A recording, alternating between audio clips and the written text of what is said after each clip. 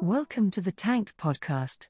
In this week's episode, Caroline Issa decodes Simone de Beauvoir's classic of feminist philosophy, The Second Sex.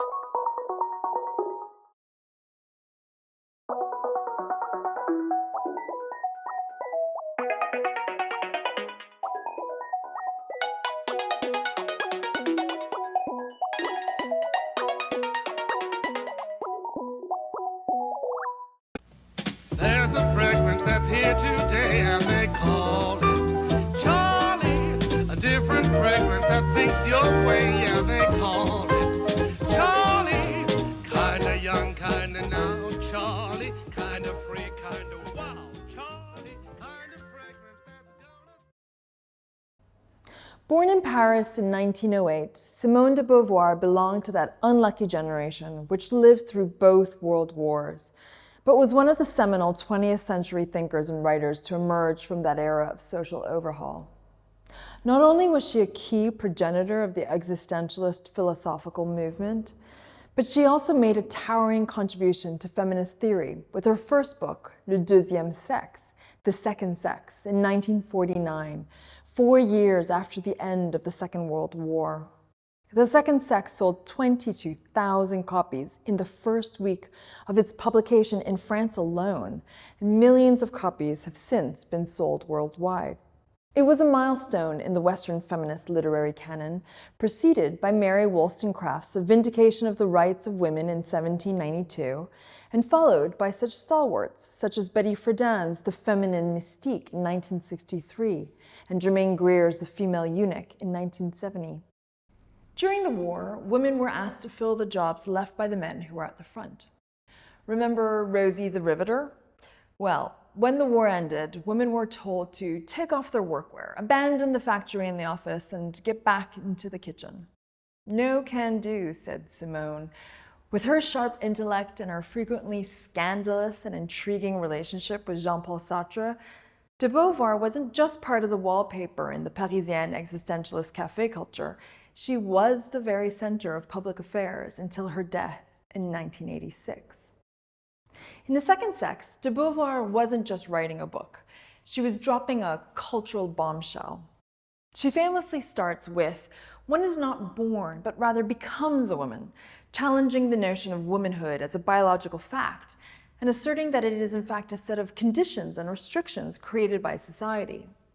This argument has been seismic in feminist and queer thinking since, because of how it completely denaturalizes gender expression, and in doing so asks, what could we be if we don't have to be what we are? Part 1 is like a detective story, uncovering the way gender is assigned and defined.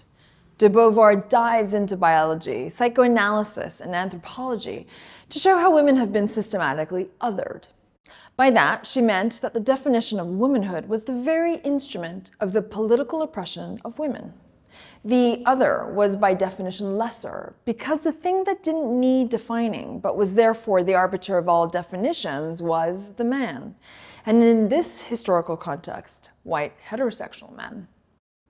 She also critiques these disciplines for their failure to offer a convincing justification for women's inferior status, and highlights how they often take women's subjugation for granted. She explores the role of history in perpetuating gender inequalities, emphasizing that history is not an unchangeable reality, but rather a reflection of societal attitudes and biases. De Beauvoir also delves into the impact of myths on the perception of women, aiming to dispel the notion of the eternal feminine. She argues that this myth originates from men's discomfort with their own birth, being of women born, and has resulted in the objectification and de-individualization of women. She writes that a number of incompatible myths exist, and men tarry musing before the strange incoherencies manifested by the idea of femininity. But if women is depicted as the praying mantis, the mandrake, the demon, then it is most confusing to find in women also the muse, the goddess, mother, Beatrice. As group symbols and societal types are generally defined by means of antonyms and pairs, ambivalence will seem to be an intrinsic quality of the eternal feminine. The saintly mother has for correlative the cruel stepmother. The angelic young girl has the perverse virgin. Thus, it will be said sometimes that mother equals life, sometimes that mother equals death, that every virgin is pure spirit of flesh dedicated to the devil.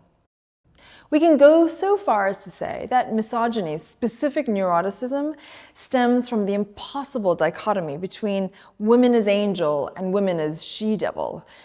As de Beauvoir's chapter, and indeed entire philosophy, perhaps argues, the compression of women into either mythical category enacts a society-wide form of psychosis. In Book 2, titled Women's Life Today, de Beauvoir shifts her focus to the tangible aspects of women's lives from childhood to adulthood. She argues that women are not inherently feminine, but are shaped by societal forces that encourage passivity, dependency, and introspection. She also examines the conventional roles that women often find themselves in, such as wife, mother, and hostess, and their essential triviality, writing that, quote, "What makes the lot of the wife servant ungratifying is a division of labor that dooms her wholly to the general and inessential," end quote. In fact, the work of married women, including housekeeping, is, quote, "holding away death, but also refusing life," end quote. She addresses the very institution of marriage and its potential to inflict a form of spiritual death in relation to sexuality, with ideas that remain to some extent controversial still. Quote, "To ask two spouses bound by practical, social, and moral ties to satisfy each other sexually for their whole lives is pure absurdity," end quote. In the chapter, de Beauvoir underscores the idea that a woman's character is a consequence of her situation, not its cause. She critiques instances where some women contribute to their own dependency, whether through narcissism or religious mysticism. She also draws attention to the economic underpinnings of female subordination and the importance of women achieving economic independence through work as a means of liberation. In one of the most compelling sections, de Beauvoir discusses the woman in love. It's a cold, hard look at how romantic love can be a form of escape for women from their unfulfilled lives.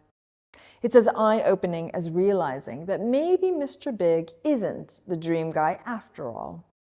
Love is impossible as long as it is attached to economic, physical, and emotional safety.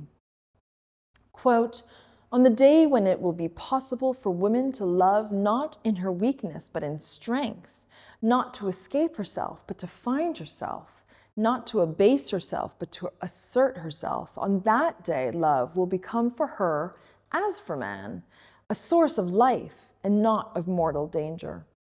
In the meantime, love represents in its most touching form the curse that lies heavily upon women confined in the feminine universe, women mutilated, insufficient unto herself," end quote. De Beauvoir wraps up the second sex with a powerful conclusion. Her war cry isn't addressed at women, but at society as a whole. She doesn't just want equality in form of parity in pay, esteem, and whatever else. She wants a total transformation of what it means to be a woman. She's envisioning a world where gender roles are as outdated as flip phones. Where does the second sex stand in the grand scheme of feminist literature? Like I said, it's the cornerstone, the OG, the book that launched 1,000 gender studies courses. But it isn't an idea that has stayed in universities and academic books. The vision of feminism she co-authored lives in popular culture. YouTube videos, class discussions, and billions of memes. #MeToo would not have been possible without de Beauvoir's work. She started the conversation. The impact of the second sex is like the ripple effect of a fabulous outfit in a fashion-forward crowd. De Beauvoir's ideas about the constructed nature of womanhood have become a foundational concept in understanding gender dynamics. As we wrap up this whirlwind tour of the second sex, remember that de Beauvoir's work is more than just a book. The way that womanhood is constructed holds a mirror to the way that economic priorities apply pressure to social distinctions and vice versa, so that discussing the lives of women is to strike at the philosophical heart of human society. It's also a reminder that while the forces that act on the most minuscule of daily decisions are huge, every one of us has the power to reshape the narratives we've been handed. As de Beauvoir writes, self-knowledge is no guarantee of happiness, but it is on the side of happiness and can supply the courage to fight for it. In a world that often feels like it's spinning too fast, her words offer a reminder to question, to challenge, and to revolt. Liberté, égalité, sororité.